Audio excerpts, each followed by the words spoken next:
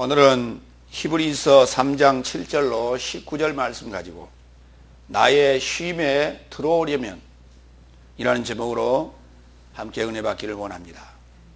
히브리서 3장은 지난 시간에 우리가 1절로 6절 말씀에서 인자로 충성하신 집이다 이런 제목으로 말씀을 나눴고요. 오늘은 나의 쉼에 들어오려면 우리가 어떻게 해야 될 것인가 라고 하는 그 역사적 배경과 하나님께서 말씀하신 그 내용들, 그리고 오늘 우리가 어떠한 상황의 우리에게 만났을 때에 하나님의 그 쉼에 우리가 들어갈 수 있는가라고 하는 내용에 대해서 함께 우리가 은혜 받는 귀한 시간 되기를 원합니다. 먼저 첫 번째 대지로 3장 7절로 11절 말씀 가지고 성령이 말씀하시길 나의 쉼에 들어오려면, 우리 첫 번째 7절로 8절 말씀 우리 다 같이 읽겠습니다. 그로 인하여 성령이 이같이 말씀하신다. 오늘날 너의 삶이 그의 음성에게서 들었다면 광야 안에서 시험의 날을 좇아 반역자 안에서처럼 너의 마음 삶을 강팍하게 해서는 안 된다 그랬습니다.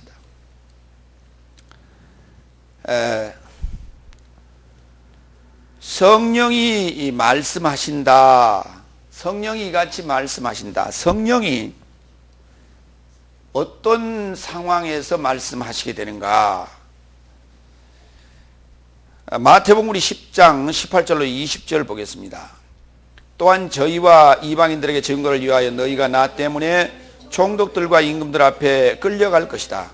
너희가 넘어지는 동안 무엇을 어떻게 말할 것인지 염려치 마라. 왜냐하면 그때 그가 그 안에서 너희에게 무엇을 받게 하여 뭔가 말할 것이다. 이는 말하는 이가 너희가 아니요 오히려 너의 삶 안에서 말씀하시는 이는 너희 아버지의 성령이시니라 그랬습니다.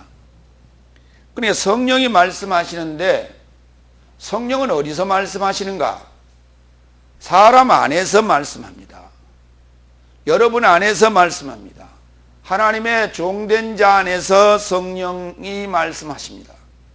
그러니까 성령이 말씀하신다 라고 하는 내용과 오늘날 너의 삶이 그의 음성에게서 들었다면 이라고 하는 내용은 지금 아주 긴밀한 연관성을 갖고 있는데요.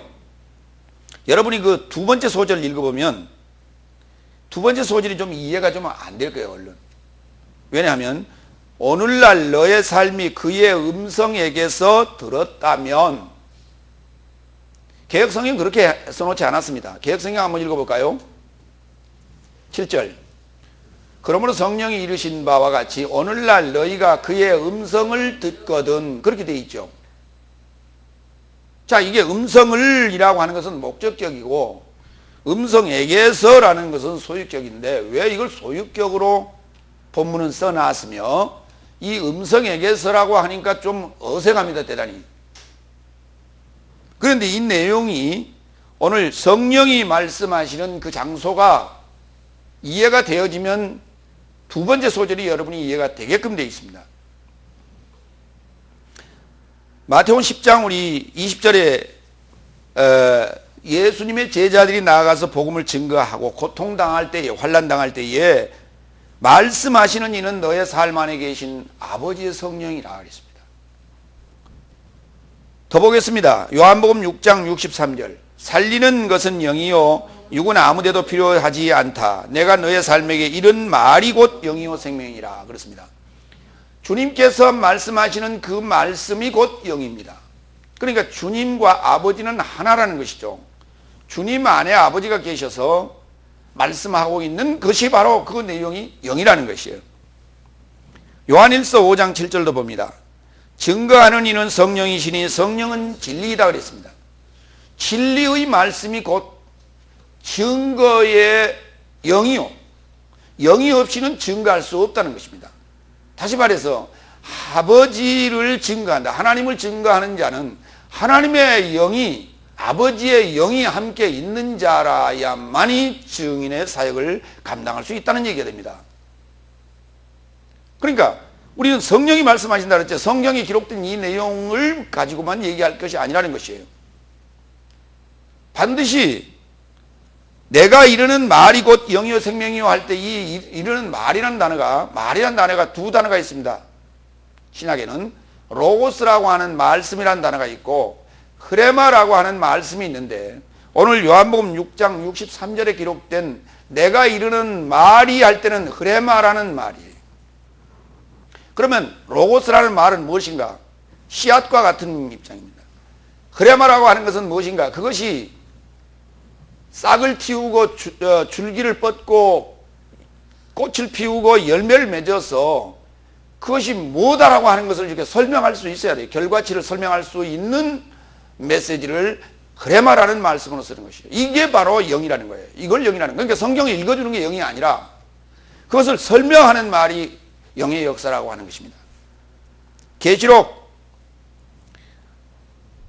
2장 7절 먼저 읽겠습니다. 귀 있는 자는 성령이 교회들에게 하시는 말씀을 들을지어다. 이기는 그에게는 내가 하나님의 낙원에 있는 생명나무의 열매를 주어 먹게 하리라. 이제 계시록 2장 7절부터 이 귀 있는 자는 성령이 교회들에게 말씀하시는 내용을 들을지어다라고 하는 내용이 반복해서 7번 나옵니다. 그것은 아시아에 있는 7 교회에게 편지한 내용인데요. 2장 7절, 11절, 17절, 29절, 3장 6절, 13절, 22절 해서 총 7번 사용됐는데, 귀 있는 자는 성령이 교회들에게 하시는 말씀을 들을지어다. 누구를 통하여? 사도 요한을 통하여 쓰여지는 그 편지의 내용이 곧 영의 역사요 하나님의 말씀이라는 거예요. 자, 이와 같이 성령이 말씀하시는 그 장소는 결국 하나님의 종된 자, 하나님의 증인된 자의 입에서 나가신다, 이렇게 이해하시면 됩니다. 그러니까 하나님의 종의 입으로 나오는 것이 바로 영이다. 하나님의 종으로 나오는 것이 영인데, 바로 그 영은 우리를 살리는 생명의 말씀이어야 된다는 것이죠. 그렇지 않는 성경이나 읽어주는 정도는 그건 생명이 아닙니다. 영이 아닙니다. 그런데 이와 같이 성령이 말씀하시고 계시는데, 현재가 지금 형이에요. 현재 지금 성령은 계속해서 현재형으로 말씀하고 계세요. 산자의 입을 통해서 말씀하고 계시는데, 오늘날 그의 음성에게서 들었다면 소유격으로 썼어요. 자, 이게 왜 오늘날 그의 음성에게서 들었다면이라고 하는 소유격을 썼을까?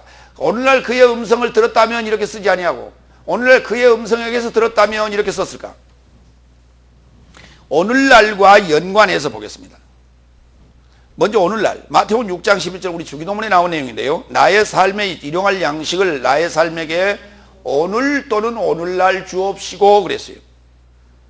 다 같이 따라할까요? 오늘날이란 단어는 세메론이란 단어인데요.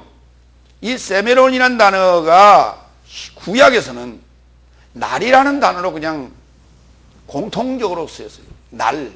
날이라고도 하고 낮이라고도 하는 단어인데요. 요미라고 하는 그 단어로 공통적으로 쓰였는데, 신약에 와서는 날이라는 단어는 헤메라라고 하고, 그 다음에 오늘날이라는 단어는 세메론이라고 하는 단어로 구분해서 지금 쓰고 있습니다. 이와 같이 나의 삶에 일용할 양식을 나에게 달라고 하는 때가, 내가 나의 일용할 양식을 받는 때가 어느 때냐? 오늘날이에요. 광야에서 이스라엘 백성들의 조상이 만나를 먹어서도 그들은 죽었다고 했습니다. 그러니까 그것은 일용할 양식이 아니었던 거예요. 결국은 살 수 있는 양식이 아닌 그걸 먹어서도 그들은 죽었다는 것입니다. 그러면 우리가 살 수 있는 양식을 받는 때가 어느 때냐? 오늘날이라고 하는 거예요. 누가복음 2장 11절. 그 오늘날은 어떤 날인가 또 좀 살펴봅니다. 오늘날 다윗의 동네에 너희를 위하여 구주가 나셨으니 곧 그리스도 주시라. 오늘날이라고 하는 때는 어느 때냐? 우리를 위하여 구세주가 탄생하시는 때를 오늘날이라고 하는 거예요. 그러면 지금 예수님께서 마태복음 6장 주기도문에서 제자들에게 너희는 이렇게 기도하라 하면서 주기도문을 가르쳐줬고요. 오늘 지금 누가복음 2장 11절에서는 오늘날 우리를 위하여 구주가 나셨다고, 다윗의 동네에 라고 하는 이 상황이 지금 복음서 상황이에요. 그래서 오늘날의 시작이라고 하는 것은 복음서 상황이다, 이렇게 이해를 일단 하시고 들어가십니다. 고린도후서 3장 14절. 그러나 저희 지각이 둔화해져서 옛 언약의 낭독으로 그 같은 베일이 벗겨지지 않고 오늘날까지 머물러 있으니 어떤 베일도 그리스도 안에서 폐지된다고요. 구세주인 그리스도 예수의 탄생은 내가 오늘날까지 지금 구약을 읽었어도 벗어지지 않고 있는 그 베일이 이제 그리스도 안에 들어가면 벗겨지는 때다. 바로 그때가 바로 오늘날이라고 하는 거예요. 창세기 1장 5절로 갑니다. 하나님이 빛을 위하여 낮을 초청하시고 어둠을 위하여 밤을 초청하시니 저녁이 되고 아침이 되니 이는 한날이니라 그랬어요. 거기 그 낮을 초청했다라고 하는, 빛을 위하여 낮을 초청했다라고 하는 낮이라는 단어가 요음입니다. 다 같이 요음. 그런데 한날이니라 할 때 그 한날이라는 단어가 다 같이 요음. 교재 보세요. 우리 그 나눠드린 유인물 보세요. 여기 한날이라고 하는 3페이지, 한날이라고 하는 그 날과 낮이라고 하는 그 낮이 같은 단어예요. 그러니까 한날이라고 하는 것이 뭐냐면 온전한 빛의 날이어야 됩니다. 그러나 창세기 1장 5절에 한날은 온전한 빛의 날이 되지 못했습니다. 그 온전한 빛의 날이 낮으로 이제 오늘날이라고 하는 그 낮으로 규명되려면, 그렇게 발전되려면 바로 여섯째 날이라고 하는 그 날에 와서야 이제 그것이 완전한 빛을 드러내게 됩니다. 그 빛으로 드러난 이가 누구냐? 바로 그리스도 예수였습니다.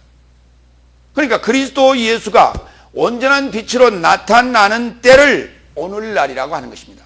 오늘 그리스도 예수로부터 받은 진리의 말씀을 내가 받으면 나는 양식을 받는 것이고, 그 음성에게서 내가 들을 때 나는 구세주를 만나게 되는 것이고, 그의 음성에게서 오늘날 내가 듣게 된다면 그랬어요. 그러면 지금으로부터 2000년 전 얘기인데 내가 어떻게 그의 음성에게서 듣겠습니까? 여기 지금 그의 음성에게서를, 그의 음성을 소유한 자에게서라고 이해하셔야 됩니다. 다 같이 그의 음성을 소유한 자에게서 듣게 되는 날. 그렇습니다. 이 소유격으로 썼다는 말은 그 말입니다. 그의 음성을 듣는 것이 아니라 그의 음성을 소유한 자들에게서 내가 듣게 된다면 그런 얘기입니다. 하나님의 음성, 주님의 음성, 그리스도의 음성을 소유한 자들이 누구냐고요? 사도들이었습니다. 사도들에 의해서 그 음성은 계속해서 전달되었습니다. 그 음성에게서 내가 듣는다면 이렇게 말하세요. 여섯째 날 주님께서 직접 들은 제자들, 이거 그의 음성에게서 들었습니다. 이 음성 누구의 음성입니까? 아버지의 음성이었습니다. 하나님이 아들로 오셨지만은 그 음성은 아버지의 음성이었습니다. 사도들이 하나님의 음성을 전한 거예요. 오늘 저도 하나님의 음성을 전하고 있는 거예요. 그렇기 때문에 그의 음성에게서, 그의 음성을 소유한 자에게서 여러분이 듣는다면 이렇게 되는 거예요. 그의 음성을 듣는다는 얘기가 성경에 있는 기록된 말씀을 우리가 읽는다면이 아니에요. 하나님의 음성을 소화하고 그의 음성을 소유하고 그의 음성을 전하는 그 내용, 그것이 바로 영인데요, 생명인데, 그 음성에게서 듣는다면, 그러니까 오늘 이 얘기는 여섯째 날을 살아가고 있는, 다시 말해서 히브리인, 우리가 건너온 자의 입장에서 여섯째 날에 입성된 자들에게 지금 주시는 말씀이에요. 그러니까 여섯째 날에 입성된 자는 누구를 만나야 되느냐? 하나님의 음성을 소유한 자를 만나야 돼요. 그 자를 만났을 때 우리가 여섯째 날에 들어갔다 이렇게 말할 수가 있는 것이요. 여섯째 날에 입성을 해야만이 일곱째 날에 들어가게 되는 것입니다. 그 일곱째 날이 우리가 최종 종착지인데 여섯째 날을 통과해야 됩니다. 여섯째 날을 통과하기 위해서는 하나님의 음성을 소유한 자가 있어야 돼요.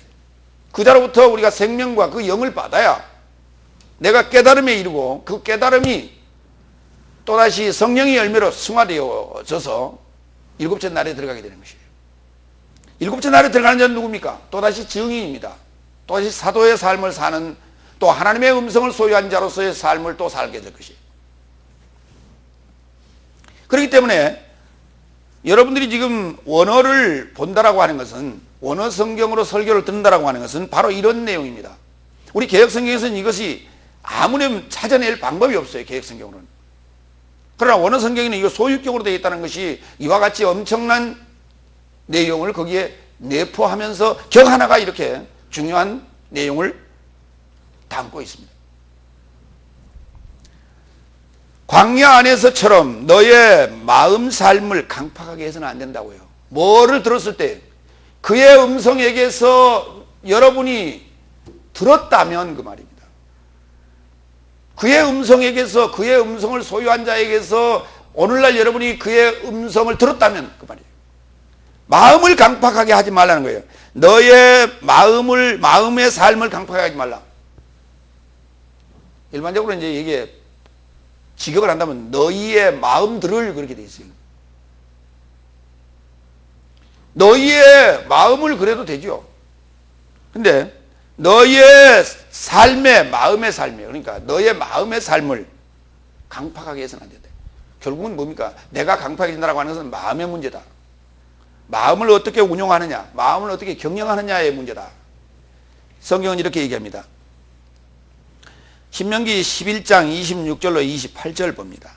내가 오늘날 복과 저주를 너희 앞에 두나니 너희가 만일 내가 오늘날 너희에게 명하는 너희 하나님 여호와의 명령을 들으면 복이 될 것이요, 너희가 만일 내가 오늘날 너희에게 명하는 도에서 돌이켜 떠나 너희 하나님 여호와의 명령을 듣지 아니하고 본래 알지 못하던 다른 신들을 좇으면 저주를 받으리라. 그러니까 오늘 지금 여기 오늘날 너희에게 명하는 도에서 떠난 자들이 있었고요, 그래서 멸망받은 자들이 있었습니다. 광야 교회에. 이스라엘 백성이 광야에 나온 40년의 그 삶 속에 멸망받은 자가 있었어요. 그런데 그 멸망받은 자들이 누굽니까? 애굽에서 나온 자 대부분이 멸망받았습니다. 그리고 그 2세만이 가나안 땅에 들어가게 됩니다. 그래서 거기에서 우리가 명령을 좇는 자와 명령을 좇지 않는 자 나눠지게 되는데요, 이와 같은 삶의 모습이 오늘 여러분에게 지금 동일하게 적용된다는 거예요. 동일하게 적용된다는 것이에요. 그러니까 어느 시기에는 우리에게 이와 같은 때도 있었으나 하나님께서 그것을 용서하고 우리를 지금까지 묵인해 오시던 시간도 있습니다. 그러나 오늘날이라고 하는 그의 음성에게서 듣게 되는 그 순간에는 우리의 마음의 삶을 강팍하게 해서는 안 됩니다. 우리가 이게 지금 대충 살 때와 또 엄격하게 어떤 날을 구별하여 분별하여 살 때가 있다는 것을 지금 성경은 얘기합니다. 그때가 어느 때인가를 지금 정확하게 여러분들이 좀 분별해서 여러분이 어느 때를 살고 있는지, 어느 날을 살고 있는지를 잘 분별하여 그 삶에 동참하기를 부탁합니다. 두 번째 9절. 거기서 너의 조상 삶이 나를 시험하고 입증하였으며 40년 삶 나의 역사를 보았느니라. 40년 삶이라고 하는 것이 나의 역사예요. 주님의 역사였는데요, 너의 조상된 삶이 나를 시험하고 거기서 입증했다고요. 뭘 입증했어요? 하나님이라는 걸 입증했다고요. 나를 시험함으로 말미암아 하나님이라는 걸 입증하게 되는, 그들이요 명령을 잘 지켰더라면 하나님이 계신지 안 계신지 몰라요. 정치를 잘한다라고 하는 것은요, 대통령의 이름이 누군지 모를 때,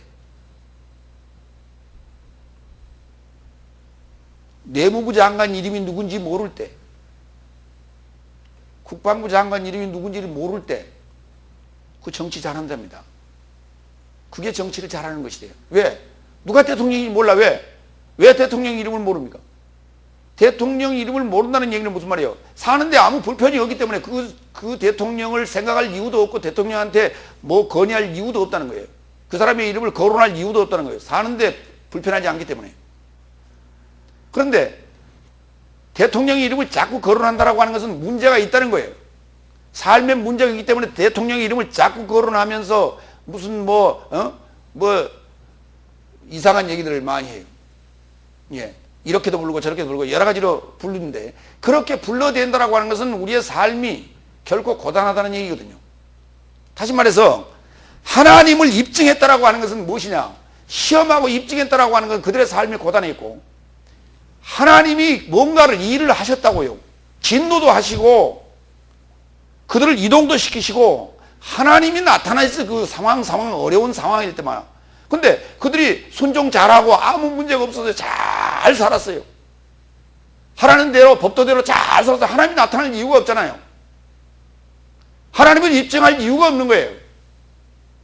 그리고 하나님께서는 40년 동안 거기서 머물게 할 이유도 없잖아요.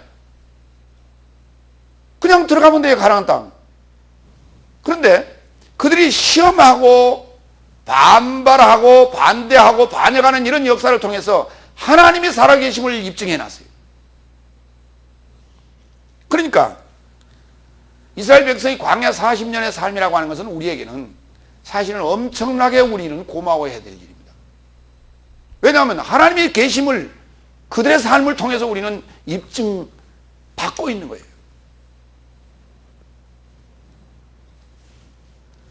그런데 이 40년이라고 하는 말은 부한 삶을 탈바꿈시킨다는 의미입니다. 그걸 40년 이렇게 써요. 40이라는 단어가 부한 삶을 탈바꿈시킨다는 거예요. 그러니까 그들의 부한 삶이 지금 탈바꿈이 되는 과정. 애굽에서 가마솥 곁에서 고기 뜯고 부추와 마늘을 먹던 소위 그 짐승처럼 살았던 시기입니다. 사실은 그게 노예로 살던 시기는 짐승처럼 사는 시기인데요, 그러한 그 부한 삶이 탈바꿈되어지는 과정이에요. 그러니까 장소를 이동했다라고 하는 건 그때부터 뭔가 탈바꿈이 일어나는데 힘들 수밖에 없죠. 고통스러울 수밖에 없는 것이에요. 그런데 그러한 주님의 역사를 믿음의 후손들은 보았다고 지금 말하고 있어요. 40년 삶 나의 역사를 보았느니라. 믿음의 후손들은 그걸 지금 보고 있어요. 우리는 지금 그걸 이미 보았단 말입니다. 그들이 어떻게 살아왔는지를 지금 성경을 통해서 지금 보고 있는 것이에요. 이게 나의 역사입니다. 이스라엘 백성들의 역사가 곧 나의 역사였던 거예요. 지금 여러분의 신앙의 시작의 어느 날에 이와 같은 삶을 여러분이 지금 살았습니다. 그걸 지금 보고 있다고 얘기해요. 내가 부한 삶에서 탈바꿈 되어지는 어떤 삶을 우리가 보았다고 얘기합니다. 성경. 신명기 8장 2절 볼까요? 그 내용을 이렇게 기록했어요. 내 하나님 여호와께서 이 40년 동안에 너로 광야의 길을 걷게 하신 것을 기억하라. 이는 너를 낮추시며 너를 시험하사 내 마음이 어떠한지 그 명령을 지키는지 아니 지키는지 알려 하심이라. 그랬는데 도리어 이스라엘 백성이 하나님을 시험했어요. 그리고 원망했어요. 그리고 우상 숭배했어요. 그래서 그들은 하나님의 진노를 받으면서 하나님의 살아계심을 그들이 죽음으로 말미암아 입증했던 것이에요. 세 번째 10절 갑니다. 그로 인하여 내가 저 세대에게 실증을 느껴 말씀하시되 저의 삶이 항상 마음의 미혹보다 나의 길을 알지 못하였도다. 그것이 뭐냐? 그 역사가 뭐냐? 미혹의 역사라는 거예요. 미혹의 역사라는 말은 무슨 말입니까? 환경이 뒤바뀔 때, 주인이 뒤바뀌었을 때 누군가가 반드시 미혹하는 역사가 있다는 것이에요. 어디를 미혹한다고요? 마음을 미혹한다고요. 반드시 지금 하나님께로 가는 길이기 때문에 좋은 길입니다. 살 길입니다. 생명을 얻으러 가는 길입니다. 적과 꿀이 흐르는 땅으로 인도한다고 말씀하시기 때문에. 그런데 바로 입성시켜주지 아니하시고 시험하시는 과정, 내 말을 지키는가 안 지키는가 주님께서 이렇게 시험하시는 과정이 있더라는 거예요. 그 과정에서 우리는 꼭 넘어지고 만다는 거예요. 미혹되어지고 만다는 거예요. 그래서 그 미혹의 역사가 이스라엘 백성들을 우상 숭배하게 만들고 송아지 만들게 하고 하나님 모세를 원망하게 하고 이렇게 했던 거 아닙니까? 그래서 그들의 역사는 그들은 죽음을 맛볼 수밖에 없었던 것이죠. 마음의 미혹이라고 하는 것은 길을 잃어버리게 하는 거예요. 방황하게 하는 것이에요. 그러니까 내가 갈 바가 이미 정해졌는데 그것을 초점을 흐리는 거예요. 와서 목적을 자꾸 흐리게 하는 것을 미혹이라고 합니다. 그래서 그리스도 예수가 곧 길인데 길을 알지 못했다. 왜냐하면 목적지를 두고 가야 되는데 그들의 목적지는 어디였습니까? 가나안이었습니다. 넷째 날의 목적지는 다섯째 날인 가나안이었습니다. 그런데 길을 이렇게 만들어버렸어요. 왜? 인도자가 그 길을 인도해야 되는데 인도자를 자꾸 시험하고 원망하고 그들의 말을 좋지 않으니까 길을 잃어버렸어요. 그래서 40년 동안을 헤매게 되는 것입니다. 바로 이 얘기예요. 우리가 40년 동안을 광야에서 헤맸다라고 하는 그 얘기가 뭐냐? 길을 잃어버린 거예요. 광야에는 길이 없잖아요. 광야에 길이 없는데 그 길을 누가 인도하시는가? 여호와께서 낮에는 구름 기둥으로 밤에는 불 기둥으로 그들을 인도하시는데 그들이 원망하고 시험하고 우상숭배하기 때문에 나타나지 않는 것입니다. 그게 갈 바를 모르고 40년 동안을 헤매겠다라고 하는 것입니다. 그러니까 40년 동안을 헤맸다라고 하는 얘기는 무슨 말이냐? 부하는 것이 달바꿈 될 때까지 하나님께서는 그들을 시험하시는 거예요. 내가 빨리빨리 하나님에게로 생각을 바꾸면 그 시험의 기간은 줄어들 것이고 그렇지 않은 자는 그 시험의 기간이 길 것이라는 것이죠. 자, 그러면 미혹의 역사를 좀 볼까요? 마태복음 24장 4절로 5절. 그러자 예수는 판단을 마치고 그들에게 이르시되 누가 너희를 미혹하지 않도록 주의하여 보라. 많은 삶이 내 이름으로 와서 이르되 내가 그리스도다 하여 많은 삶을 미혹할 것이라고요. 지금 누구에게 하는 얘기입니까? 제자들에게 하시는 말씀이에요. 이게 지금 여섯째 날의 상황인데 여섯째 날에 속한 자들에게 일곱째 날에 속한 어떤 거짓 선지자가 와서 미혹할 거다 라고 하는 거예요. 그러니까 여섯째 날에 우리가 들어갔다 하더라도 또 한 거짓 선지자가 또 있는 거예요. 진짜 진리를 가르치는 선지자가 있고 또 그와 유사한 거짓 선지자가 있어서 미혹하게 될 것이라고 하는 거예요.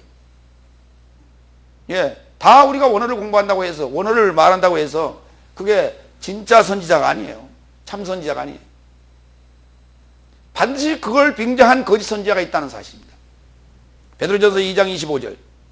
너희가 전에는 양과 같이 길을 잃었더니 이제는 너희 영혼의 목자와 감독 되신 이에게 돌아왔느니라. 바로 그리스도 예수의 음성을 소유한 자를 만나면 이게 참 목자예요. 바로 영혼의 목자와 감독 되신 이에게로 돌아왔다고 얘기합니다. 누구를 만나서 함께 신앙생활에 가느냐라고 하는 대단히 중요한 문제다. 베드로후서 2장 15절로 17절. 여기 미친 선지자, 거짓 선지자가 하나 있어요. 저희가 바른 길을 떠나 미혹되어 부올의 아들 발람의 길을 줬는도다. 그는 불의의 싹을 사랑하다가 자기의 불법을 인하여 책망을 받되 말 못하는 나귀가 사람의 소리로 말하여 이 선지자의 미친 것을 금지하였으니라. 이 사람들은 물 없는 샘이요 광풍에 불 밀려가는 안개니 저희를 위하여 캄캄한 어둠이 예비되어 있나니 그랬어요. 이 지금 실제적인 역사는 넷째 날 광야 교회에서 있었던 사건입니다. 그런데 오늘날도 이와 같이 미친 선지자 같은 자들이 있는데 이들을 일컬어 물 없는 샘이요 광풍에 밀려가는 안개다고 얘기합니다. 그러니까 물 없는 거짓 선지자들이 오늘도 이 역사하고 있고 미혹하고 있다고 하는 거예요. 그들에게 준비된 건 캄캄한 어둠이 준비되어 있을 따릅니다. 그러니까 그들을 쫓아가면 동일하게 소경을 인도하게 되니까 소경이 빠지면 같이 더불어 빠질 수밖에 없는 것이고 눈뜬 자가 인도하면 눈뜬 자는 빠지지 않겠죠. 이와 같이 미혹하는 자의 본질은 누구냐? 계시록 12장 7절로 9절에 나와 있는데요. 하늘의 전쟁이 있으니 미가엘과 그의 사자들이 용으로 더불어 싸울세 용과 그의 사자들도 싸우나 이기지 못하여 다시 하늘에서 저희 있을 곳을 얻지 못한지라. 큰 영이 내어 쫓기니 곧 예뱀 곧 마귀라고도 하고 사단이라고도 하는 온 천하를 미혹하는 자라. 땅으로 내어 쫓기니 그의 사자들도 저와 함께 내어 쫓기니라. 결국 예뱀, 용이요, 마귀요, 사단이라고 하는 이의 역사입니다. 이것이 거짓 선지자들로 나타난다는 거예요. 그러니까 이와 같은 마음의 미혹을 받아 그리스도라고 하는 하나님 그 길을 잃어버려서는 안 되겠다라고 하는 것이죠. 그런데 넷째 날의 역사는 그랬다는 거예요. 그랬다 치더라도, 우리가 그러한 방황의 길을 걸어왔다 치더라도 이제 여섯째 날, 오늘날이라고 하는 이 날에는 하나님의 음성을 소유한 자에게서 그 음성을 듣고 그걸 분별해내야 한다는 것이죠. 우리가 넷째 날, 다섯째 날을 거쳐오는 그 상황에서 들었던 음성과 지금 우리 여섯째 날이라고 하는 이 날에서 우리가 듣는 이 음성의 차이점을 여러분은 발견해야 됩니다. 이 차이를 발견해야 돼요. 네 번째 11절, 만일 저의 삶이 나의 쉼에 이르고자 들어올 것이라면 나의 진노 안에서 맹세한 바와 같다 그랬어요. 개역성경 한번 읽어볼까요? 11절, 내가 노하여 맹세한 바와 같이 저희는 내 안에 들어오지 못하리라 하셨다 하였으니, 거기 못한다는 말은 없습니다. 그런데 우리 개역성경은 지금 못한다고 해놨어요. 이건 가정법을 써가지고요, 만일 저의 삶이 나의 쉼에 이르고자 들어올 것이라면 나의 진노 안에서 맹세한 바와 같다. 주님이 진노 안에서 맹세한 그 과정을 이수해야 된다는 거예요. 그걸 통과해야 된다는 거예요. 그러니까 들어오려면 어떤 조건이 있다는 거예요. 하나님의 진노 안에서 맹세한 그 내용을 다 그들이 지켰을 때야만이 들어올 수 있다는 거예요. 그러니까 쉼에 이르려면 조건이 있다. 요한복음 3장 36절 다 같이, 아들에 이르고자 믿는 자는 영원한 생명을 가졌고 아들에게 불순종하는 자는 생명을 보지 못할 것이요 도리어 하나님의 진노가 그 위에 머물러 있느니라. 그렇죠? 그러니까 불순종과 순종의 관계예요. 그러니까 순종하면 하나님의 쉼에 들어가게 되는, 쉼이라고 하는 것은 일곱째 날을 말합니다. 안식일을 얘기합니다. 우리가 가야 될 목적지는 안식입니다. 그 안식이라고 하는 것은 우리가 죽어서 가는 저 안식 아니고요, 이 땅에서 우리 목숨이 붙어있는 이 순간에 안식에 들어가야 됩니다. 나의 창조에, 나를 창조하시는 하나님이 나를 창조해 가시는, 하나님의 형상으로 나를 창조해 가시는 그 창조의 역사가 마무리됐다고 말해요. 이걸 쉼이라고 그래요. 그걸 안식이라고 말하는 거예요. 여러분 지금 하나님의 형상으로 지금 창조되어 가고 있는 거예요. 지금 여러분이 하나님의 형상으로 창조되어 가고 있는데, 뭘로? 하나님의 음성을 소유한 자의 입을 통하여, 입에서 나오는 그 영을 통해서, 생명을 통해서 지금 하나님의 형상으로 창조되어 가고 있는 거예요. 그 창조의 역사가 끝이 난 때를 안식일이라고 말하는 거예요. 또는 쉼이라고 말하는 거예요. 에베소 2장 2절로 3절, 그때 너희가 그 삶 안에서 이 세상의 시대를 조차 활보했으며 지금 불순종의 아들의 삶 안에서 역사하는 영에 소유된 허무의 권세의 통치자를 따랐으니 그때 우리도 모두 그 삶 안에서 우리 육체의 욕망 안에서 육체와 지각의 뜻을 행하며 바쁘게 살게 되었으니 남은 삶과 같이 본질상 진노의 자녀였더라. 그렇습니다. 요 본질상 진노의 자녀라고 하는 것을 자각하고, 내가 허무의 권세의 통치자를 따랐던 이 상황을 하나님의 그 진노 안에서 진노 안에 내가 들어가야 돼. 머리 비틀고 들어가야만이. 그래서 거기서 온전히 그것을 다 씻고 정리하고 나야만이 나는 안식에 들어갈 수 있다는 거예요. 보세요. 넷째 날 광야의 삶에서 이들은 이걸 모두 다 폐기 처분합니다. 이스라엘 백성은. 그리고 가나안 땅을 들어가게 돼요. 가나안 땅에 들어가는 때가 다섯째 날입니다. 가나안 땅에 들어가서 정리해야 될 게 뭐냐? 그들이 가지고 있는 부한 생각들, 우상숭배의 생각들, 불순종의 모든 것들을 다 정리한 자만이 여섯째 날 주님을 만나게 됩니다. 그런데 그 주님을 만나게 되는 그 과정이 지금 본질상 진노의 자녀의 삶이란 말이에요. 넷째 날과 다섯째 날이. 근데 이걸 통과하지 아니하고 어떻게 우리가 하나님의 쉼에 들어갈 수가 있어요? 안식에 들어갈 수 있어요? 못 들어갑니다. 그렇기 때문에 내가 지금 본질상 진노의 자녀예요. 내가 허무의 권세의 통치자를 따랐던 그 상황에서 하나님 앞에 지금 내가 무릎 꿇고 머리 조아리며 모든 것을 다 씻어주세요 하고 하나님 앞에 기도해야 돼요. 하나님 앞에 순종해야 돼요. 그랬을 때만이 우리를 하나님께서는 속히 죄와 사망의 법에서 생명의 성령의 법으로 인도해 주십니다. 히브리서 3장 18절로 19절, 그래서 하나님이 그의 쉼에 이르고자 들어오지 못하도록 맹세하였으니 불순종하던 삶이 아니면 어떤 삶에게 한 것이냐? 나의 삶도 불신앙을 인하여 들어갈 수 없다는 것을 보고 있노라. 그러니까 불신앙은 들어갈 수가 없다는 거예요. 그러면 나는 신앙이 있는데요, 나는 믿고 있는데요. 글쎄 뭘 믿고 있냐 그 말이에요.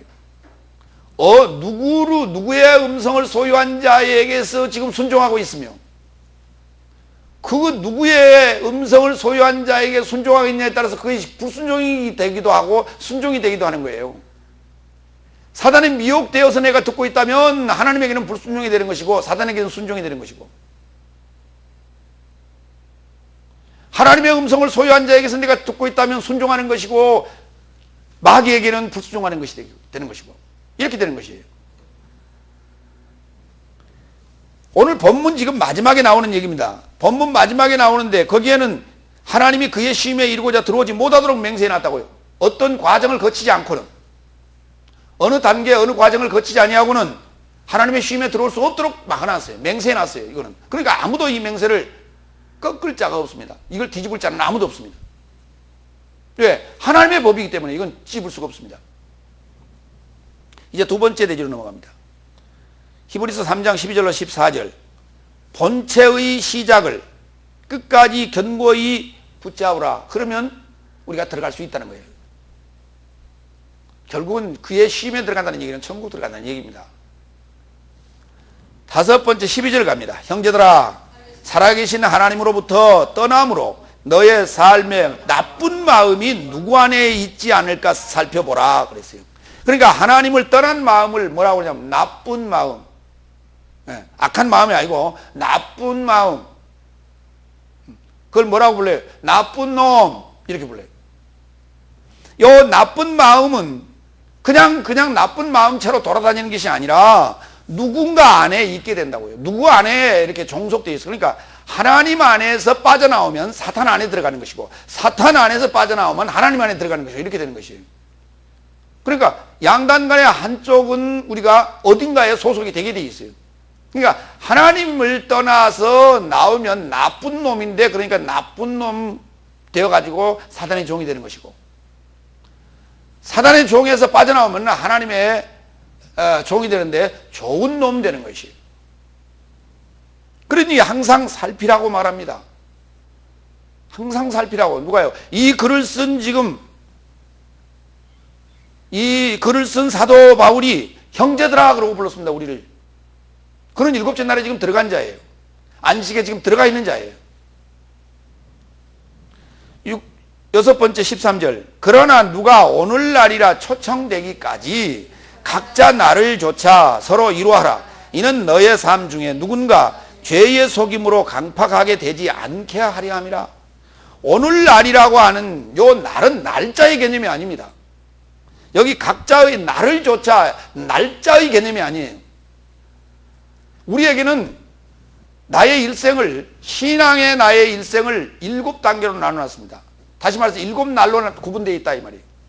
그 날을 얘기하는데 그 날에 오늘날이라고 하는 것은 6째 날을 얘기하는 거예요. 그러니까 오늘날이라는 말은 내가 넷째 날 살고 있으면 넷째 날이 나의 오늘날이고, 내가 다섯 날 살고 있으면 다섯 날이 나의 오늘날이고, 내가 여섯 날 살고 있으면 여섯 날이 나의 오늘날인데, 성경에서는 이 오늘날을 어느 날을 지칭하고 있냐? 통째적으로 지칭할 때는 여섯째 날을서부터 오늘날이라는 말로 쓰고 있다. 그러나 내가 어느 날에 속해 있냐에 따라서 그 날이 오늘날이에요. 그러니까 각자가 지금 어느 날에 지금 속해 있는지를 알아야 돼요. 그래서 각자의 날을 조차 서로 이루하라고요. 다섯째 날에 있는 자, 여섯째 날에 넘어올수록 가서 이루해야 돼요. 여섯 날에 있으면서 미혹되고 있다면 위로해줘야 돼요, 서로. 그러니까 지금 여섯 날에 있으면서 위로받을 자는 없어요. 다섯째 날, 넷째 날은 다섯째 날에 있는 자가 오늘날이라는 그 날에 오늘날로 초청되기까지 위로를 받아야 돼요. 그러니까 여러분들은 지금 이 사실을 알았다면, 지금 넷째 날이나 다섯째 날에 속한 자들, 그럼 넷째 날은 누구, 다섯째 날은 누굽니까? 이제 신앙의 초벌은 넷째 날. 신앙의 연륜이 좀 있는 자는 그래도 하나님께서 복을 받았다 하는 자는 다섯째 날에 속한 자들입니다. 그들에게 이거 위로해 줘야 돼요. 넷째 날에 가서는 넷째 날에 열심히 하세요 그러고 위로해 주고, 다섯째 날에 가서는 조금만 더 고생하시면 주님을 만날 것입니다 하고 위로하고 그래야 돼요. 그들은 사실은 지금 주님 만났다고 지금 착각하고 있거든요. 이것은 뭐냐? 누군가 죄의 속임으로부터 강팍하게 되지 않게 하려면, 죄가 지금 속이고 있는 거예요. 지금 죄로 말미암아 자기들은 구원 얻었다고 지금 누군가의 말에 의해 속고 있는 거예요.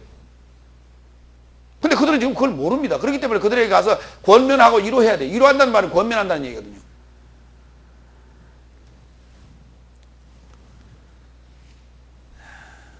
그러니까 오늘날이라고 하는 그날이 빛 되는 날이요, 낮 되는 날이요, 쉼에 들어가는 날이에요.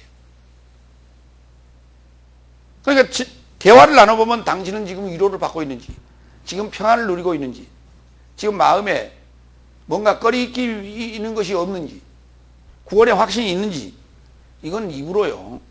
내가 이게 옥이 부린다고 구원이 주어지는 건 아닙니다. 논리적으로 마음에 정말 내가 구원의 확신이 있는지. 근데 넷째 날에 속한 자들은요, 진짜 그건 구원을 받았다고 그냥 방방 뜹니다. 왜? 처음 교회에 나와서 신앙이 이제 막 들어오고 뜨거워졌을 때는요, 하늘을 얻는 것 같거든요. 천하를 얻는 것 같거든요. 왜 그러냐면, 교회 안 다니던 자와 교회에 다니던, 교회에 나와서 성령을 체험하는 그 상황은요, 요게 이 온도차가 너무 심하거든요. 온도차가 너무 심하기 때문에 엄청나게 자기는 하나님으로부터 사랑을 받은 것으로 착각을 하고 구원 얻었다고 방방 뜨는 거예요. 그러나 시간이 가면서 점점 그것이 식어지기 시작합니다. 그 식어져서 완전히 지금 바닥에까지 떨어졌을 때 우리는 여섯째 날로 들어오게 되는 거예요. 근데 아직도 떨어지면 못 살아요, 사람들은. 그렇기 때문에 가서 기도원 가서 충전해 오고, 하나님께 뭐 간구해갖고 뭐 응답받아가지고 자꾸 충전을 시켜요. 떨어지도록 놔둬야 되는 거예요, 그게. 바닥까지 떨어지도록. 그래야 빨리 여섯째 날을 넘어오게 되는데, 그렇지 않고 늘 떨어지지 않도록, 바닥이 보이지 않도록 자꾸 갖다 뭘 채워요. 그러니까 그들의 삶이라고 하는 것이 안정적이지 못하고 늘 간구하고 늘 하나님 앞에 매달리고 늘 기도원에 쫓아가야 되고 하는 이 삶이 반복되고 있는 것이에요.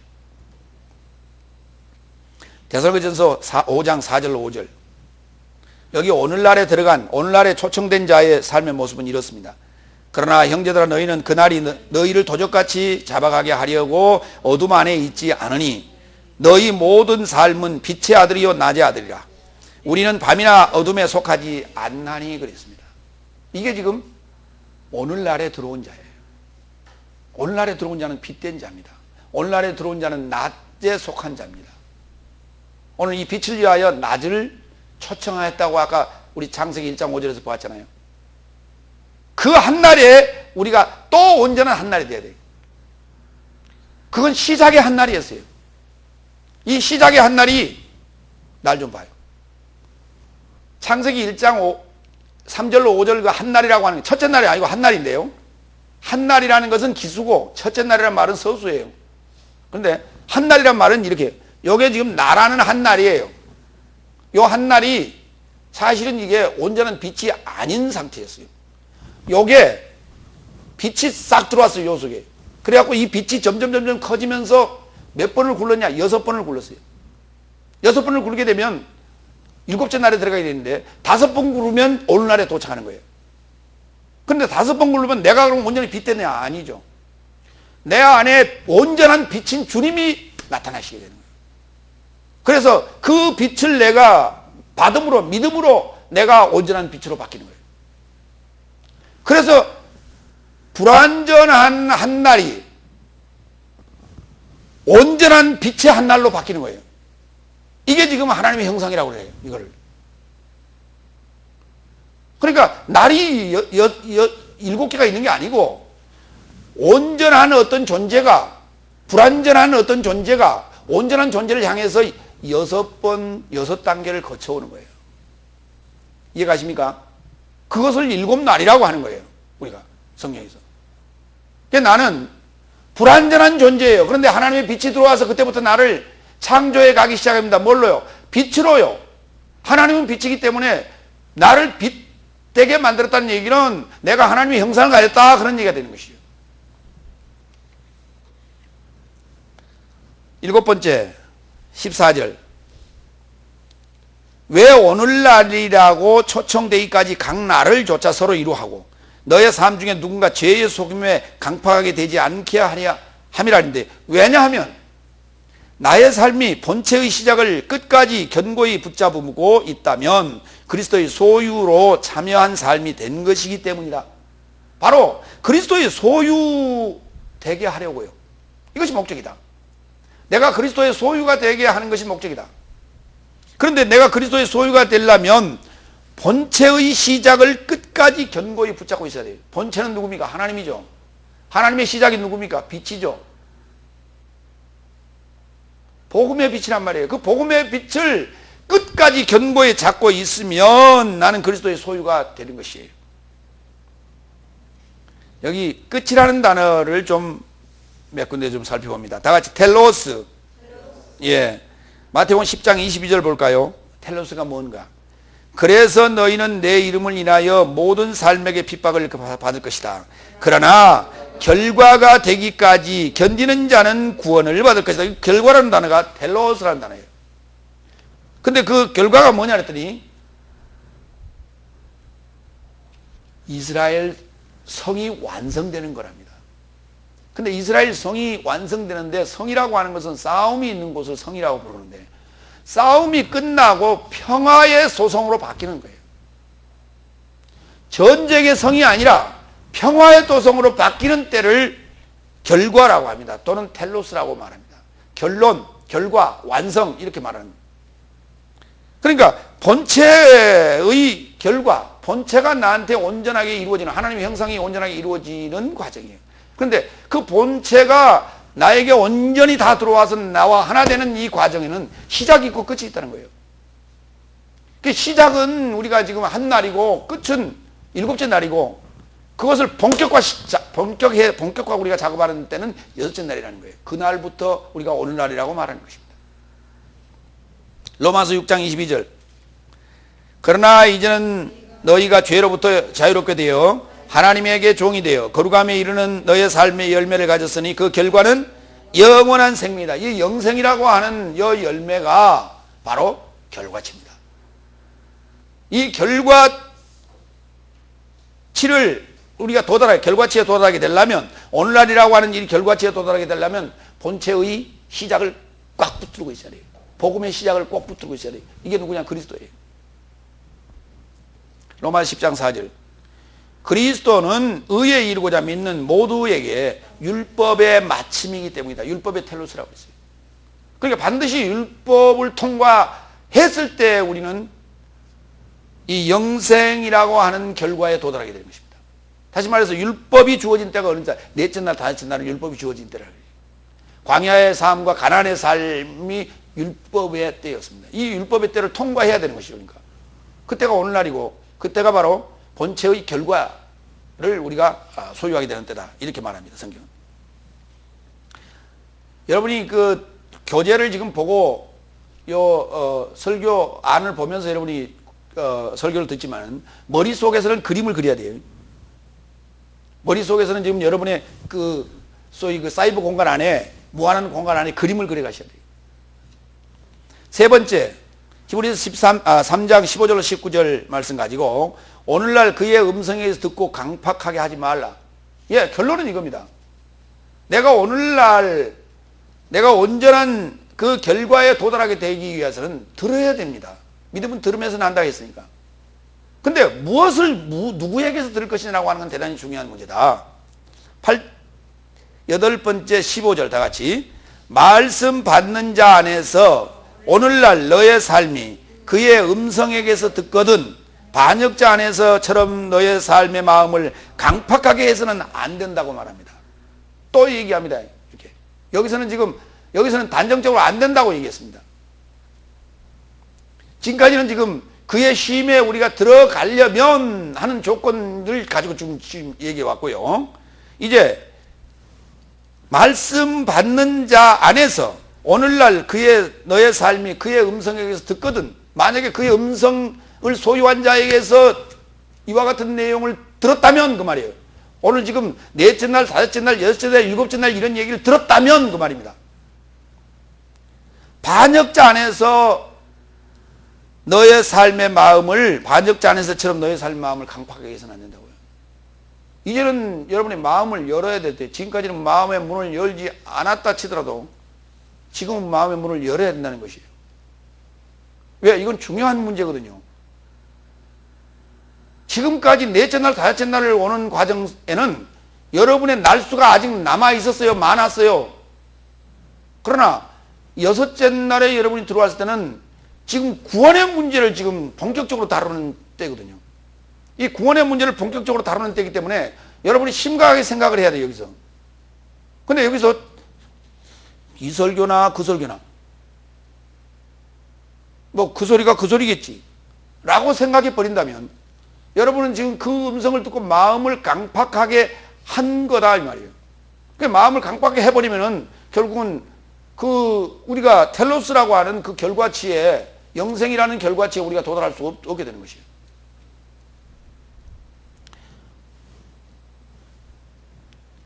그러면 중요한 거는 여기 오늘 그의 음성을 소유한 자를 우리는 참목자라 하고 그의 음성을 소유하지 못한 자를 우리는 거짓목자라고 부르는데요. 요한복음 10장 1절로 2절에는 여기 참목자에 대해서 설명합니다.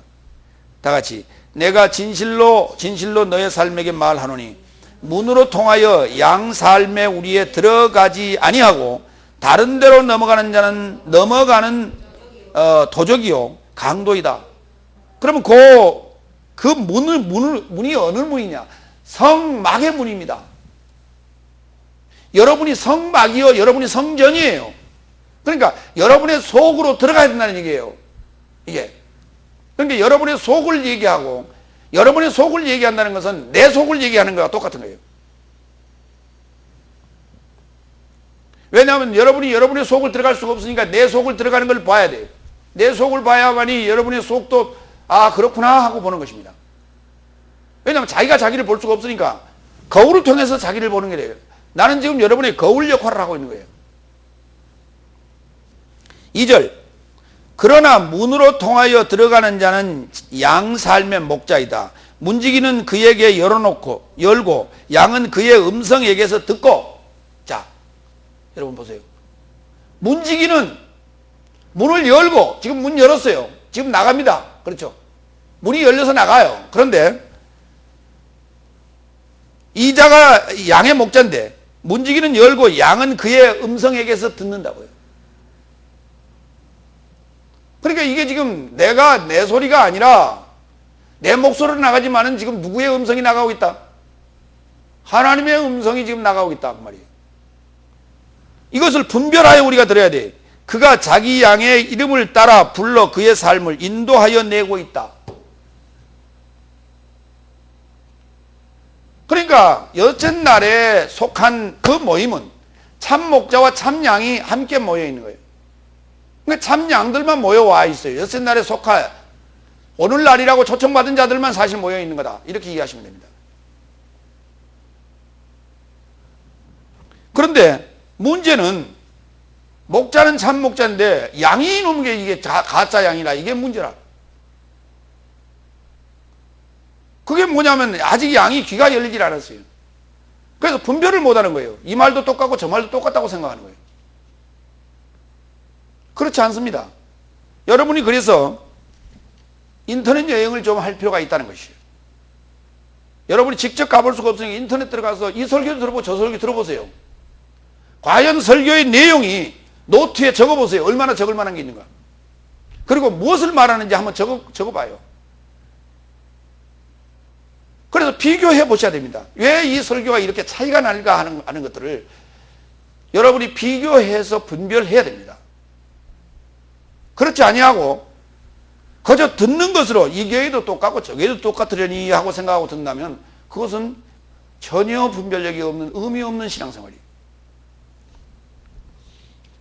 요한복음 13장 8절 18절로 20절 여기는 반역자와 음성을 소유한 자 두 종류를 언급하는데요. 같이 읽겠습니다. 내가 너의 삶에 관하여 모두에게 말한 것이 아니다. 나는 내가 택한 삶을 알고 있다. 그러나 성경이 성취되게 하려고 나와 함께 떡을 씹는 자가 내게 연결하여 그의 발꿈치를 들어 올렸다. 그가 누굽니까? 가룟 유다죠. 지금부터 일 있기에 앞서 너의 삶에게 말하노라. 일 있는 동안 내가 실체인 줄을 너의 삶이 믿게 하려 함이라. 내가 진실로 진실로 너의 삶에게 말하노라. 내가 보낸 누군가를 받아들인 자는 나를 받아들인 자요, 나를 받아들인 자는 나를 보내신 이를 받아들이는 것이라. 자, 이 일이 지금 사도들을 내보내는, 사도들과 이제 결별하려고 하는, 이별하려고 하는 그 마당에서 지금 나에게 발꿈치를 든 자가 하나 있는데 그 자가 가룟 유다인데, 이게 바로 하나님이 나타나실 지금 상황이에요. 아까 우리가 이스라엘 백성이 광야에서 하나님께 반역하고 우상숭배하고 간음할 때 하나님이 나타났잖아요. 오늘 마찬가지 가룟 유다가 발꿈치를 들었단 말이에요. 예수님을 팔아넘길 때 이때 또 하나님이 나타나실 일이에요. 왜? 이 사건을 통해서 예수님이 부활하시지 않습니까? 이게 하나님의 역사예요. 그리고 주님은 하늘로 가십니다. 그리고 사도들을 내보냅니다. 그리고 오셔서 성령을 받고, 오순절 성령을 받고 사도들을 내보내게 되는데, 그 사도들을 내보낸 그들이 누구냐고요? 내가 보낸 누군가를 받아들이는 자는 나를 받아들이는 거라고 지금 얘기해요. 나를 받아들이는 자는 아버지를 받아들였다고 지금 얘기를 하고 있지 않습니까? 그러니까 이 말이 뭐냐?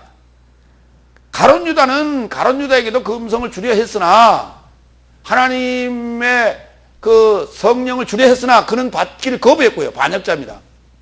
그러나 나머지 11사도와 그리고 마띠아, 도합 12사도, 그리고 백신문도들은 하나님의 음성을 받기를 원했고 그것이 성령으로 임했어요. 그 오순절 성령을 받은 그들은 바로 예수님을 대신하여, 아버지를 대신하여 지금 나가서 음성을 들려주고 있는 거예요. 다시 말해서 하나님의 음성, 성령을 받은 자를 우리가 하나님의 음성이라 이렇게 말할 수 있는 거예요. 그 음성에게서 듣는 자는 마음을 강팍하게 해서는 안 된다고 말합니다. 아홉 번째, 16절 17절. 왜냐하면 어떤 삶이 듣고 반역하였느냐? 오히려 모세로 인하여 애굽에서 나온 모든 삶이 아니다냐? 그래서 그가 40년 삶을 어떤 삶에게 싫어했느냐? 시체 삶이 광야 안에 엎드러진 범죄한 삶에게가 아니냐? 무슨 말인가? 모세도 하나님의 집에서 사환으로 봉사했고, 그리스도도 하나님의 아들로서 하나님의 집에 연결하여 일하셨습니다. 그런데 오늘 지금 넷째 날과 여섯째 날을 지금 비교해서 얘기하고 있는 거예요. 모세를 통하여, 모세 때문에 애굽에서 출애굽한 자들이 누구에게 반역을 했느냐? 모세에게 반역을 한 거예요. 그러니까 모세에게 반역한 건 누구예요? 하나님에게 반역한 게 되죠. 오늘 예수님에게 반기를 들었던 가룟 유다는 누구에게 반역한 거예요? 하나님에게 반역한 거죠. 그러니까 모세의 손에 이끌려서 나온 자들이 모세를 반역했어요. 그래서 하나님께서는 40년 삶을 그들을 치료하시면서 그들을 광야 안에서 엎드러진 시체를 만들어버렸다 이 말이에요.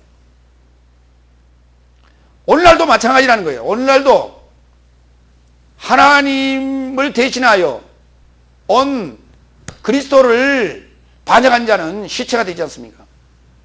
가룟 유다가 시체가 돼서 죽지 않습니까? 주님이 보낸 자를 반역한 자는 시체가 돼서 죽지 않습니까? 아나니아 삽비라, 너의 판 재산을 다 가져오라 그랬더니 그것을 일부 감추고 거짓말했어요. 그대로 그들은 시체가 돼서 나가지 않습니까?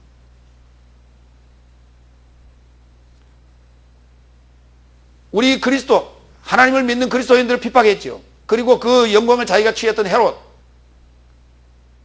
주의 사자가 그에게 저주했어요. 충임으로 죽었어요. 이와 같은 역사는 뭐 성경이 나온 거에도 무수하게 우리가 볼 수 있고 얘기할 수 있는 것들이에요.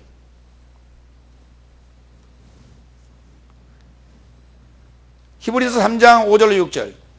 모세도 전파하는 삶의 증거에 이르고자 사환같이 그의 집 전체 안에서 충성하였으나 그리스도는 그의 집과 연결된 아들로 충성하였으니 나의 삶이 솔직함과 소망의 사랑을 결과까지 확고히 잡으면 그의 집이라고. 여러분이 누구의 집이에요? 하나님의 집이란 말이에요. 그리스도의 집이라고요. 그러니까 그리스도의 집이 나가면, 그리스도의 집이 움직이면 그 입을 열면 누구의 음성이 나가요? 하나님의 음성이 나갈 거 아니에요. 그리스도의 음성이 나갈 거 아닙니까? 그러니까 모세의 제자들은 예수님을 죽입니다. 그러니까 그들은 사망의 길을 자초하는 것이에요. 아직도 여러분이 모세의 제자 되기를 원한다면 여러분이 예수를 반역할 거예요. 주님이 보낸 자를 반역할 거예요. 하나님의 음성이 들려올 때 여러분의 마음을 강팍하게 할 거예요. 그게 모세의 제자예요. 그 모세의 제자와 그리스도의 제자는 무슨 차이가 있습니까? 모세의 제자를 우리는 종교인 그래요. 다 종교인. 예. 쉽게 얘기하면 예수쟁이. 그게 모세의 제자들입니다. 다. 그러나 그리스도의 제자는 다르다고요. 10번째 19절. 그래서 그가 그의 쉼에 이르고자 들어오지 못하도록 맹세하였으니 불순종하던 삶이 아니면 어떤 삶에게 한 것이냐. 나의 삶도 불신앙을 인하여 들어갈 수 없다는 것을 보고 있노라. 여러분이 이걸 알아야 돼요. 불신앙. 모세의 제자 되면 그리스도의 그 음성에서 우리가 그리스도가 보낸 자를 우리가 거역하면 이게 불신앙이구나. 그러면 하나님 나라에 들어갈 수가 없구나. 그의 안식에 들어갈 수 없구나. 라고 하는 것을 여러분이 깨달아야 돼요. 그걸 지금 깨달아야 돼요. 이 순간에. 요 정체적인 우리 그 광야의 모세의 상황, 모세의 제자들, 모세를 따라왔던, 모세를 배반했던 그들의 모습이 고린도전서 10장 1절로 11절에 아주 적나라하게 써 있어요. 한번 읽고 마칩니다. 형제된 삶이여, 나는 무지한 너의 삶을 원치 않나니 이는 나의 조상 삶의 모두가 구름에 속해 있다가 바다로 통해 횡단했으며 모든 삶이 모세에 이르고자 구름과 바다 안에서 세례를 받았고 모든 삶이 같은 영적인 식물을 먹었으며 모든 삶이 같은 영적인 음료를 마셨으니 이는 동행하는 영적인 반석에게서 마시더니 그 반석은 그리스도이시더라. 그러나 하나님은 저의 많은 삶 안에서 좋아하지 아니하셨으니 저의 삶이 광야 안에서 쓰러뜨림을 받은 것이다. 이런 삶은 나의 삶이 본이 되었으니 저의 삶이 탐하는 것 같이 나의 삶을 악한 삶에 탐하는 자 되지 않게 하려 함이라. 저희 중 어떤 삶같이 우상 숭배하는 자가 되지 말라. 그 백성이 앉아서 먹고 마시며 일어나서 뛰놈과 같이 기록되었느니라. 저희 중 어떤 삶이 행함한 것 같이 행함하지 말자. 저희 삶이 하루 안에 23천의 삶이 쓰러졌도다. 또한 저희 중 어떤 삶이 시험하다가 뱀에 의하여 멸망한 것 같이 나의 삶도 그리스도를 시험하지 말자. 또한 저희 중 어떤 삶이 불평하다가 파괴에게 멸망한 것 같이 불평하지 말라. 저의 삶과 동행하던 모든 본보기가 현세 마지막을 만난 삶에 이르는 우리의 경고로 기록되었느니라고요. 우리의 경고로 기록되었다고요. 모세의 제자가 되면 모세를 배반하고 모세에게 반역을 하고 하나님께 반역하는 역사가 있어진과 동시에 그리스도를 십자가에 매다는 역사까지도 그들은 서슴없이 한다 이 말이에요. 이게 종교이지. 이게 넷째 날 다섯째 날에 속한 자들의 삶입니다. 그러나 우리가 그리스도의 종된 자는, 그리스도의 제자된 자는 율법이 아닌 사랑으로 모든 것을 가르치고 지키고 증거하게 된다는 거예요. 오늘 제가 여러분에게 지금 이 증거하는 메시지는 여러분을 온전히 일곱째 날 안식에 들어가게 하는 것입니다. 이것이 사랑이 아니고 이것이 저주입니까? 이것이 사랑이 아니면 이것이 내가 여러분에게 뭔가를 뺏기 위하여 억지로 지금 내가 여러분에게 위협하는 것입니까? 이것이 사랑이 아니면 이것이 무엇입니까? 사랑이 무엇입니까? 따뜻한 말 하나가 사랑입니까? 등짝 하나 두드려주는 게 사랑입니까? 떡 하나 더 주는 것이 사랑입니까? 아닙니다. 올바른 진리를 가르쳐주는 것이 사랑입니다. 거짓이 아닌 참 것을 가르쳐주는 것이 사랑입니다. 사랑에 대한 정의를 여러분이 확실히 하셔야 돼요. 나를 속이는 것이 사랑이 아니란 말이에요. 나에게 올바른 진리를 증거하는 것이 바로 사랑입니다. 여러분 모두가 그리스도의 말씀을 받은, 생명의 성령을 법을 받은 하나님의 종의 입을 통하여 나오는 그 음성에게서 듣고 마음을 강팍하게 하지 말고 모두가 다 하나님의 안식의 날, 쉼의 날, 일곱째 날에 들어갈 수 있는 여러분이 다 되기를 부탁합니다. 이를 위해서 여러분이 기도하고 음성을 분별할 수 있는 들을 귀를 달라고 하나님께 기도하셔야 됩니다. 그래서 들을 귀라는 것이 분별할 수 있는 귀이기 때문에 여러분이 모두가 다 들을 수 있는 귀를 소유하기를 축원합니다. 기도하겠습니다. 전능하시고 자비로우신 아버지 하나님, 오늘 또 주님께서 우리에게 엄청난 말씀을 주고 계십니다. 실로 하나님의 음성에게서 듣던 자가 그의 마음의 삶을 강팍해 하지 말라 하였습니다. 그리고 본체의 시작을 결과까지 끝까지 잡으면 그의 집이 되고 또 그에게는 구원, 곧 쉼에 들어간다 하였으니 우리가 힘들고 어렵고 고단할지라도 그리스도를 잊지 말고 그리스도의 생명의 말씀, 곧 음성에게 우리가 의지하며 날마다 귀를 기울이는 사랑하는 주의 성도들 되게 하여 주옵소서. 감사하며 그리스도 예수의 이름으로 기도하옵나이다. 아멘.